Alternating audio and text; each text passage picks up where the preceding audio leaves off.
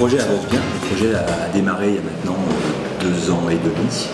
Il a été relancé par Alain Juppé il y a donc maintenant plus de 2 ans et demi. Aujourd'hui, on a fait de grandes avancées par rapport à une page blanche il y a quelques mois. On a un projet qui a trouvé son architecte, trouvé son scénographe. Ils ont commencé à travailler. On est dans une phase qu'on appelle la phase d'avant-projet sommaire, c'est-à-dire que le projet est dessiné et on commence maintenant à bien comprendre comment il va fonctionner à l'intérieur. La localisation, bien entendu, a été choisie, donc au nord de Bordeaux, à l'entrée d'un quartier qui s'appelle le quartier des Bassins à Flot et à proximité de la Garonne. Le terrain est maintenant propriété presque de la ville de Bordeaux. Les différentes études sur le terrain ont démarré.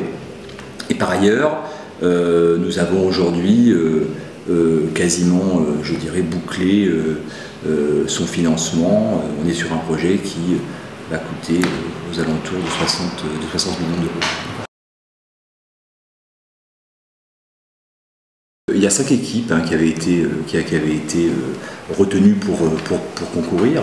Ces 5 équipes avaient fait, lors du concours, un projet en phase, pratiquement en phase d'esquisse, donc avec effectivement une architecture et avec, on leur avait demandé en termes de scénographie de nous montrer une dizaine de parties du parcours permanent qui est le cœur en fin de compte de cet équipement culturel. Une équipe avait effectivement l'avait emporté très nettement. Par contre, le jury avait à cette occasion formulé quelques remarques. La première par rapport au prix. Donc on était sur un projet qui était plus grand parce l'architecte avait introduit des fonctions qui étaient prévues à l'extérieur. Ensuite, il y avait également un problème de colorimétrie. Donc on était sur un projet dont les teintes, même si on était très en amont, étaient plutôt des teintes rosées rouges. Les rencontres qu'on puisse faire après, effectivement, puisque avant, je dirais, on n'a rencontré personne, on n'a pas pu discuter avec les équipes. Une fois qu'elle a été retenue, elle a pu effectivement nous rencontrer des interlocuteurs importants sur le projet.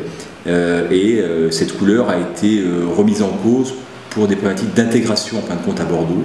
Et donc on a plutôt orienté les couleurs sur la teinte dorée qu'on retrouve avec cette pierre à Bordeaux, cette teinte également qu'on retrouve dans la Garonne. Et donc aujourd'hui le rouge rosé a laissé place à plutôt des reflets dorés.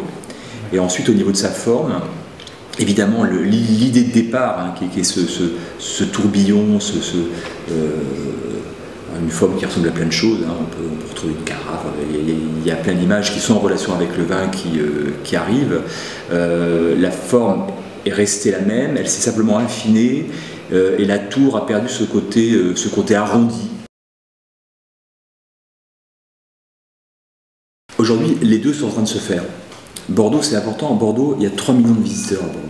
Donc le fait de mettre à Bordeaux, ça veut dire qu'on donne à cet équipement le plus grand nombre de chances d'être vu par un maximum de gens.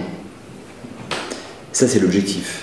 Ensuite, où je dis les deux, c'est que depuis le projet, nous, est structuré, depuis qu'il est en train de devenir une réalité, on a été contacté par, en fin de compte, les 5 grands territoires qui sont en train de se préparer à l'arrivée du centre culturel du vin et qui sont en train, chacun, à 1 ou 2 endroits de leur territoire, de préparer des équipements avec plutôt des maîtrises d'ouvrage publiques qui sont des équipements, en fin de compte, d'entrée sur le territoire.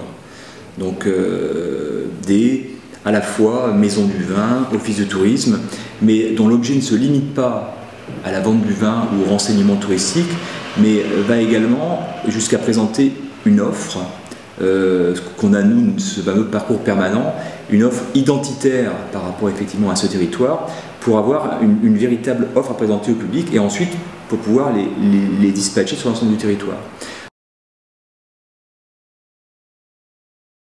Elle va être faiblement présente en fin de compte dans le centre lui-même, qui est un investissement qui est porté essentiellement par les collectivités, dont c'est pas vraiment, si vous voulez, la vocation que de créer des espaces commerciaux. Par contre, sur la parcelle qui est en face de celle où s'installe le centre culturel du vin, qui est actuellement occupé par la fourrière de la ville de Bordeaux, il y a un projet privé qui se développe, qui a déjà, je dirais, démarré au niveau de sa faisabilité, et qui, lui, va accueillir un concept qu'on est allé chercher en Italie, à Turin, qui s'appelle Italie. L'idée, c'est un village des vins et des produits d'Aquitaine, du sud-ouest, on va dire.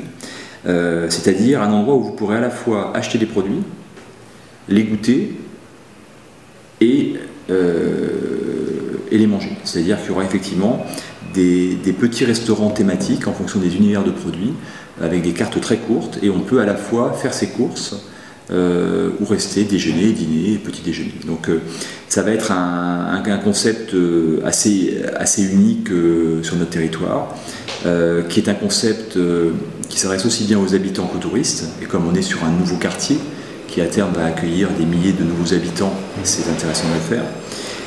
Également un hôtel, qui va être un hôtel 4 étoiles thématisé sur les civilisations du vin. Et il y aura un accord entre, si vous voulez, la ville qui est propriétaire du terrain et la société à qui sera confié cet aménagement, un accord assez précis avec un cahier des charges qui fait que les exploitants devront respecter ce cahier des charges. Et dans le cahier des charges, effectivement, il y aura ces différentes contraintes pour que demain, on ne voit pas arriver tout et n'importe quoi. Ce projet, il a une caractéristique, c'est que même si la ville effectivement de Bordeaux en est le maître d'ouvrage, il associe depuis le début de manière très active ses partenaires, ses cofinanceurs. Ça veut dire l'Europe, ça veut dire l'État, ça veut dire le Conseil régional, la CUB, le CIVB et la Chambre de commerce. Pour toutes les grandes orientations de ce projet, on a systématiquement sur les différentes thématiques, donc le contenu, le montage économique et juridique, etc. On a toujours constitué des comités où étaient représentés en fin de compte tous ces cofinanceurs et on a avancé ensemble. Il y a des sujets sur lesquels c'est facile et d'autres sur lesquels c'est plus compliqué. Et c'est vrai que choisir une marque, c'est extrêmement compliqué parce qu'il y a beaucoup de subjectivité. Et donc on a effectivement fait un premier travail qui n'a pas abouti. On en a démarré un deuxième avec une autre agence. Il y a eu des propositions, dont une qui, moi, me plaisait beaucoup. Par contre, l'avis de nos partenaires n'a pas été unanime, donc on essaie de recommencer. Alors là, on donne une deuxième chance, donc je pense que d'ici la fin de l'année, on aura des premières propositions. On aimerait bien, en tout début d'année prochaine, commencer à avoir ce fameux nom, on espère.